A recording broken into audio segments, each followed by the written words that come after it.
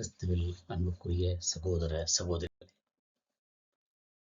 வணக்க மாதத்தின் 16வது நாளில் லூக்கா 2:19 தியானித்து இதயத்தின் ஆழத்தில் ஒரு பொக்கிஷம் மரியாவின் நிகழ்ச்சிகள் எல்லாம் உள்ளத்தில் இருத்தி சிந்தித்துக் கொண்டிருக்கிறார்.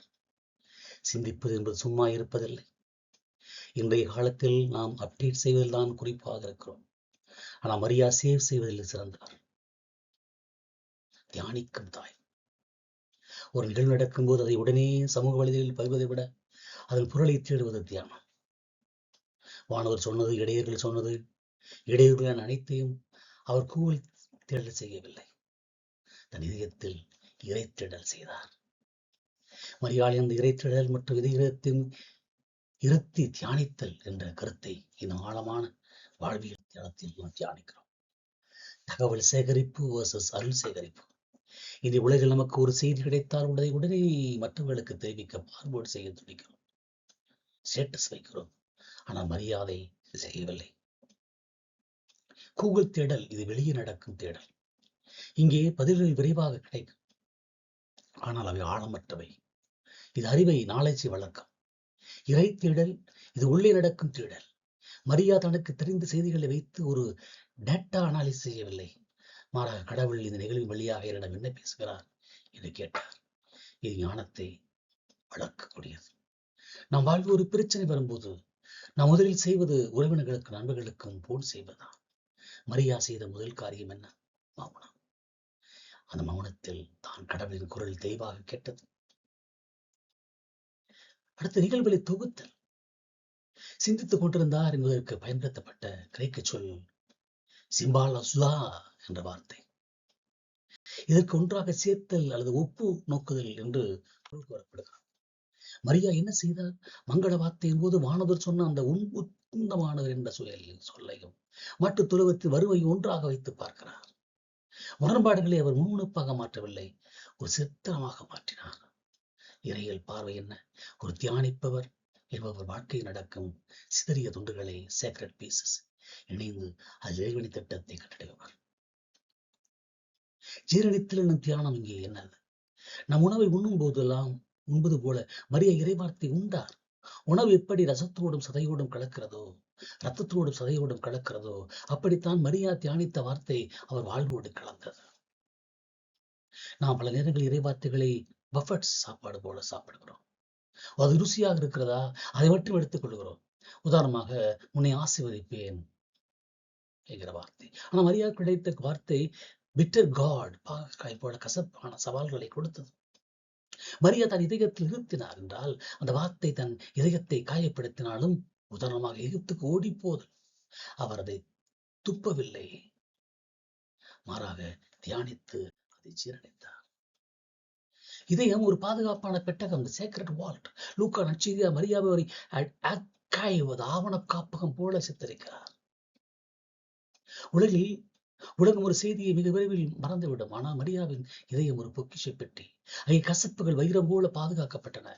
பின்னால் திருச்சி உருவாகும் போது இயேசுவின் பிறப்பு மற்றும் இளமை பருவம் செய்திகளை சீடர்களுக்கு வழங்கிய தி லிவிங் லைப்ரரி நடனமான நூலகமாக மாறியது.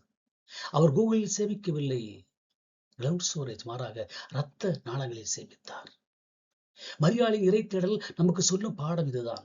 சத்தங்களுக்கு பதில் சொல்லாதீர்கள், சைகளுக்கு பொருள் தேடுங்கள். கடவுள் சத்தம் விடுவதில்லை, நிகழ் வழியாக செய்கை காட்டுகிறார். அந்த செய்களை புரிந்து கொள்ள நமக்கு தேவைப்படும் ஒரே ஒரு செயலை ஆப் என்னதை நம்ம தியானம். அதைத்தான் இங்கே ஒவ்வொரு நாளும் செய்ய அழைக்கப்படுகிறோம். அன்னை மரியாவை போல நாமும் நம் வாழ்வில் குழப்பங்களை சர்ச் செய்யாமல் இறைவன் பாதத்தில் ரீசர்ச் செய்வோம். நம் வாழ்வில் துன்பங்கள் வரும்போது புலம்புகிறோம். ஆனால் மரியா ஏன் என்று கேட்கவில்லை, எப்படி என்று வாழ்ந்து காட்டினார். தியானம் என்பது பிரச்சனைகளை மறப்பதல்ல, பிரச்சனைகளில் கடவுளின் கையொப்பத்தை காண்பது. பிரச்சனைகளை மறப்பதல்ல, பிரச்சனைகளில் கடவுளின் கையொப்பத்தை காண்போம். துன்பங்களை குறித்து மரியாதை அணுகுமுறையை தியானத்தில் உண்மையான இலக்கத்தினை இன்னும் ஆழமாக காட்டலாம். ஏன், ஒய், எப்படி, ஹவ் மனநிலையின் மாற்றம். துன்பம் வரும்போது நம்மிடம் வரும் முதல் கேள்வி என்ன? ஏன் எனக்கு மட்டும்? இது தற்காப்பு மனநிலை, டிஃபென்சிவ் மோட். இது நம்மை இது பலிகளாக விக்டி மோனாக செய்யும். ஆனால் மரியா ஒரு போராளியாக நின்றார். அடுத்து புலம்பல் பேசஸ் பொறுமை. மரியா தன் வாழ்வில் சந்தித்தது சாதாரண சவால்கள் அல்ல. திருமணத்துக்கு முன் கருவுற்று கருவுற்றது முதல் சொந்த நாட்டை விட்டு எகிப்திற்கு அகதியாக ஓடியது வரை எல்லாமே ஏன் ஏன் என்று கேட்க தோன்றும் நிகழ்வுகள் தான். மரியாவின் எப்படி அவர் என்று கேட்ட கேள்வி, இது எப்படி நிகழும்? லூக்கா 1:34. இதற்கு சரணடைதல் இருக்கிறது. கடவுளே, இந்த சூழல் கிடையமானது, ஆனால் இது வழியாக நான் எப்படிப்பட்ட செயல்பட வேண்டும் என நீங்கள் விரும்புகிறீர்கள் என்பது அதனுடைய பொருள். ஒரு விபத்து அல்லது இழப்பு ஏற்படும் போது ஏன் நடந்தது என்று தேடுவது நம்மை பின்னோக்கி இழுக்கும். இதை நீ எப்படி எதிர்கொள்வது என்று கேட்பது நம்மை முன்னோக்கி நகர்த்தும். தியானம் என்பது மறதி அல்ல, அது ஒரு விழிப்புணர்வு. பல தியானத்தை ஒரு அழுத்த நிவாரணியாக, பெயின் கில்லர் அல்லது உலகத்தை மறக்கும் போதையாக பார்க்கிறார்கள். ஆனால் கத்தோலிக்க பார்வையில் தியானம் என்பது ஒரு அறுவை சிகிச்சை. காயத்தை நோக்க வேண்டும். மரியா தன் இதயத்தில் ஒரு வாள் ஊடுருவும் என்று தெரிந்தும் அந்த வழியிலிருந்து தப்பிக்க நினைக்கவில்லை. அதை உற்று நோக்கினார், தியானித்தார். தியானம் என்பது கண்களை மூடிக்கொண்டு பிரச்சனையை தள்ளி வைப்பதல்ல, மாறாக கண்ணை திறந்த அந்த பிரச்சனை மையத்தை உற்று நோக்குவது. இறையியல் பார்வை என்ன? கல்வாரி மலையில் சிலுவைக்கு அடியில் மரியா நின்றார். அவர் அங்கே மயங்கி விழவில்லை, புலம்பி தீர்க்கவில்லை. அவர் அங்கே நின்றார். அந்த அமைதியான நெற்றிலே மிகப்பெரிய தியானம். துன்பத்தை எதிர்கொள்ளும் துணிவு தியானத்தில் தான் பிறக்கிறது. அங்கே துன்பத்திலே கடவுளுடைய அந்த கையொப்பத்தை கண்டறிய வேண்டும். ஒரு ஓவியத்தின் மூலையில் அதன் ஓவியர் என்பதை குறிக்க ஒரு சிறிய கையொப்பம் இருக்கும். நம் வாழ்வில் 2 பக்கங்களில் கடவுள் தன் கையொப்பத்தை வைத்திருக்கிறார். மரியா பெத்லகேம் இடம் கிடைக்காத அங்கே இறைவன் கைவிட்டு விட்டார் என்று நினைக்கவில்லை. மாறாக மாட்டுத் துலகத்தில் மறுமை இறைவன் எளிமையை கண்டார். அதுதான் கடவுளின் கையொப்பம். நாம் ஒரு கடிதத்தை படிக்கும் போது எழுத்துக்கள் புரியவில்லை என்றால் அதை தூக்கி போட மாட்டோம், வெளிச்சத்தில் வைத்து பார்ப்போம். தியானம் என்பது வாழ்வின் கசப்பான பக்கங்களை இறையருள் என்ற வெளிச்சத்தில் வைத்து பார்ப்பது. அப்போதுதான் அந்த கிறுக்குகள் அர்த்தமுள்ள கையொப்பமாக மாறும். 4வது, இதயத்தில் நிறுத்துதல். இது வேதியியல் மாற்றம். மரியா எதையும் வெளியே கொட்டவில்லை. ஒரு சிப்பி எப்படி ஒரு மணல் துகள்களை தன்னுள் வைத்து வலியனை பொறுத்து கொண்டு அதை முத்தமாக மாற்றுகிறதோ, அப்படியே மரியா தன் துன்பங்களை தியானத்தால் அருளாக மாற்றினார். தியானம் முடிந்ததும் பிரச்சனைகளை மறந்து விடாது. ஆனால் அது பிரச்சனையை தாங்கும் வலிமை நமக்கு பிறந்திருக்கும். துன்பம் என்பது நம்மை அழிக்கும் நெருப்பு அல்ல, அதனை புடமிடப்படும் போட்டு தங்கமாக மாற்றும் இறைவனின் உழைக்களம். மரியா அந்த உழைக்களத்தில் மௌனமாக அமர்ந்திருந்த பொற்கொள்ளர். நாம் பிரச்சனைகளை தீர்க்க போராடுகிறோம், மரியா பிரச்சனைகளை தியானிக்க பழகினார். நாம் கடவுளிடம் பதில் கேட்கிறோம், மரியா கடவுளிடம் பழம் கேட்டார். நம் வாழ்வில் கண்ணீர் வரும்போது அது வெறும் உப்பு கலந்த நீர் அல்ல, அது கடவுள் நம் இதயத்தில் எழுதும் ஈரமான கவிதை என்பதை உணர்வதே தியானம். அன்னை மரியாவை போல ஏன் என்ற புலம்பலை குறைத்து எப்படி என்ற வாழ்வை வாழத் தொடங்குவோம். நம் துன்பங்களின் நடுவே மறைந்திருக்கும் இறைவனின் கையொப்பத்தை நாம் கண்டடைவோம்.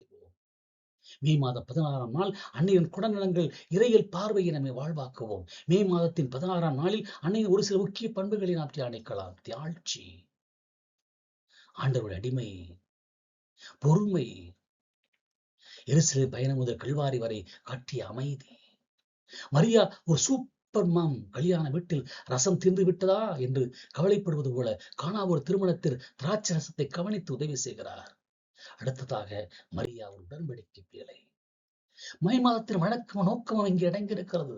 ஏன் மரியாவுக்கு அர்ப்பணிக்கப்பட்டுள்ளது? மலரும் மாதம். ஐரோப்பாவில் வசந்த காலத்திலே தொடங்கும் மே மாதத்தில் மலர்கள் மலர்வது போல விசுவாசிகள் அன்னைக்கு ஜெபமாலையும் மலர்களையும் காணிக்கையாக்குவோம். இது வெறும் கயிறும் மணிகளும் மட்டுமல்ல ஜெபமாலை, இது இயேசுவின் வாழ்வை மரியாவின் கண்களோடு பார்க்கும் ஒரு கண்ணாடி. ஜெபமாலையுடைய வல்லமையை நாம் உணர வேண்டும். இது வெறும் கயிறும் மணிகளும் அல்ல, இது இயேசுவின் ஒரு கண்ணாடி என்பதை உணர்ந்து கொள்ள வேண்டும். குடும்பங்களில் ஜெபமாலை வழியாக அமைதி ஏற்படுத்த வேண்டும். அன்னையின் பரிந்துரையால் இறையுறவை பெற வேண்டும். அன்னையைப் போல இறைவார்த்தைக்கு ஆம் என்று சொல்லி நாம் பழக வேண்டும். இறுதியாக அன்பானவர்களே, மரியா தியானிக்கும் தாய். அவர் வார்த்தைகளை சேமித்து வைத்தார். அதனால் தான் அவரால் வார்த்தையான இறைவனை பெற்றெடுக்க முடிந்தது. நாமும் இந்த மே மாத வெற்று பேச்சுகளை குறைத்து இறைவார்த்தை இதயத்தில் இருத்துவோம். ஒரு முறை ஒரு பக்தர் கேட்டாராம், சாமி, மே மாதம் முழுக்க மரியாவிடம் கேட்டால் எல்லாம் கிடைக்குமா என்று. சாமி சொன்னாராம். மரியாவிடம் போனால் அவர் உன்னை இயேசுவிடம் கூட்டிட்டு போவார். இயேசுவிடம் போனால் அவர் உன்னை தேவையோ அதை செய்வார். இடையில மரியாவிடம் கமிஷன் கிடையாது, ரெக்கமெண்டேஷன் மட்டும்தான் உண்டு. ஆம், இந்த மே மாதம் அன்னை மரியாளின் ரெக்கமெண்டேஷனை உணரக்கூடிய மாதம். அன்னையின் பரிந்துரையை நம் குடும்பங்களில் இருந்து ஆசீர்வாதத்தை பெற நாம் கொண்டாடுவோம். அன்னையின் அருள் நம்மோடு இருக்கட்டும். மரியே வாழ்க.